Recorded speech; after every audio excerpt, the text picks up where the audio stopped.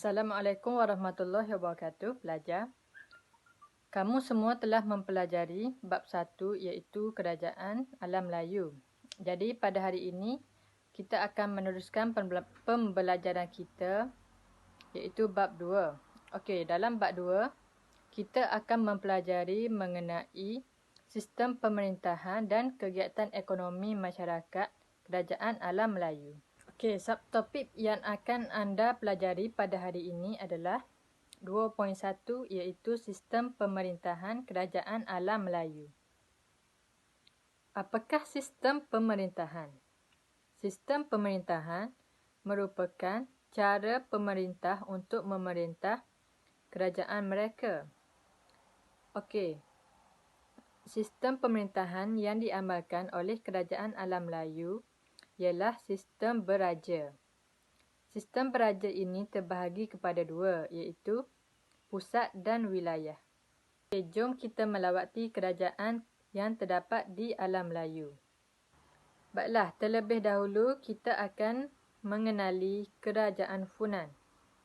Okey, Raja-Raja Funan menggunakan pelbagai gelaran seperti Kurun Benam. Kurun Benam ni bermaksud Raja Gunung.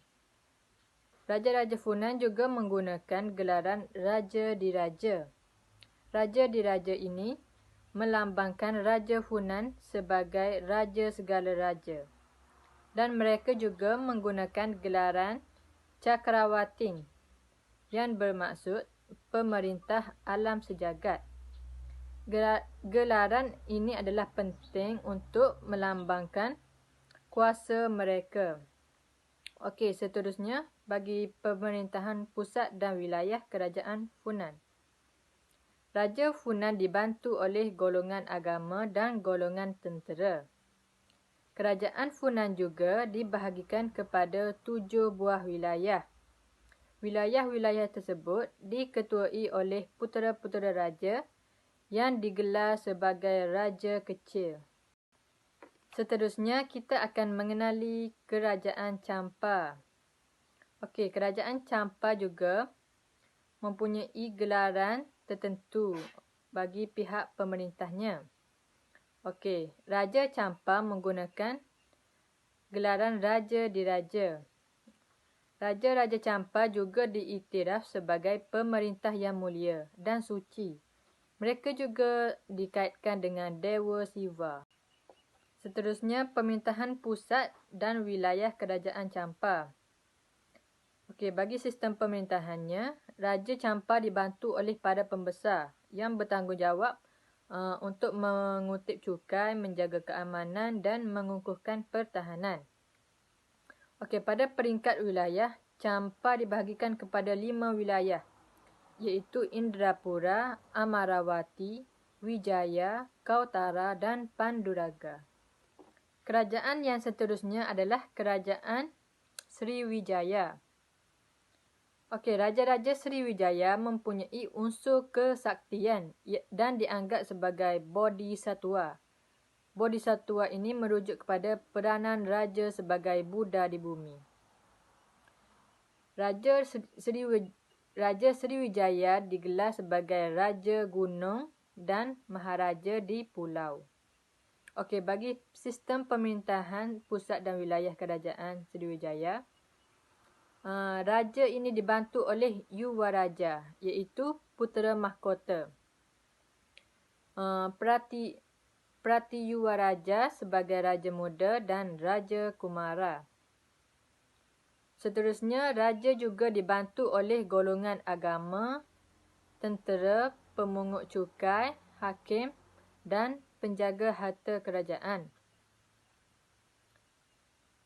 Pentadbiran wilayah Kerajaan Sriwijaya ini ada 2, iaitu Kedatuan dan Pradatuan.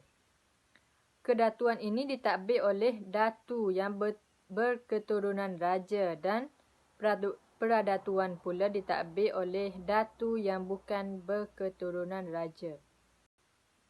Seterusnya, Kerajaan Angkor. Raja-Raja Angkor menggunakan gelaran Dewa Raja. Gelaran Dewa Raja itu mengaitkan raja sebagai dewa. Okey, kuasa kedua dan ketiga yang penting dalam sistem pemerintahan kerajaan Angkor ialah Permaisuri dan Raja Muda. Seterusnya, pemerintahan pusat dan wilayah kerajaan Angkor. Raja-raja Angkor dibantu oleh pembesar-pembesar yang bertanggungjawab dalam bidang keagamaan, kehakiman, keselamatan dan pembendaharaan. Okey, pada peringkat wilayah, Angkor ini dibahagikan kepada wilayah daerah, daerah kecil dan kampung. Bagi kerajaan Kedah Tua, kerajaan Kedah Tua ini banyak dibayangi oleh kerajaan besar yang terdapat di alam Melayu, terutamanya kerajaan Sriwijaya. Okey, kerajaan Kedah Tua ini mempunyai bentuk pentadbiran yang mudah kerana terdapat ketua. Okey, ketua itu berperanan untuk mengurus hal perdagangan dan keagamaan. Namun corak pemerintahan kerajaan Kedah Tua ini berubah apabila menjadi sebahagian daripada kerajaan Sriwijaya. Apabila kerajaan Kedah Tua ini menjadi sebahagian daripada kerajaan Sriwijaya, kerajaan Kedah Tua menjadi sebahagian daripada Perdatuan yang terdapat dalam sistem pemerintahan kerajaan Kedah Tua. Seterusnya, kerajaan Majapahit. Okey, Raja-Raja Majapahit juga ada gelaran. Raja-Raja Majapahit menggunakan gelaran Maharaja, Sri Maharaja dan Sri Batara. Okey, bagi sistem pemerintahan pusat dan wilayah, Raja dibantu oleh Sabta Prabu dan para pembesar. Sabta Prabu ini merupakan majlis penasihat diraja yang terdiri daripada kerabat diraja. Okey, kerajaan Majapahit ini dibahagikan kepada 14 wilayah.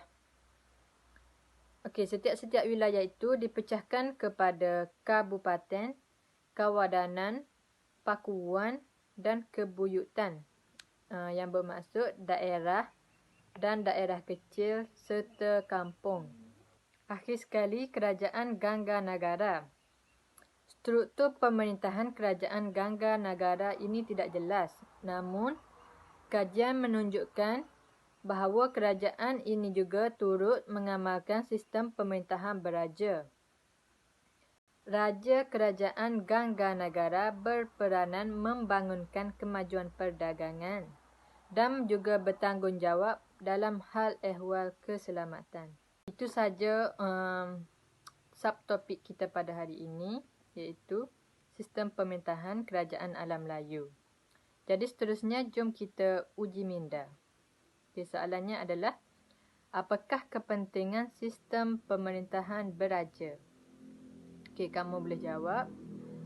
Kepentingan sistem pemerintahan beraja adalah bagi memastikan sesebuah kerajaan dapat ditadbir dengan baik dengan adanya ketua. Okey, seterusnya, kepentingan sistem pemerintahan beraja juga, dengan adanya raja, beliau akan berperanan memberi arahan dan melaksanakan undang-undang agar rakyat dapat hidup dalam keadaan aman dan damai.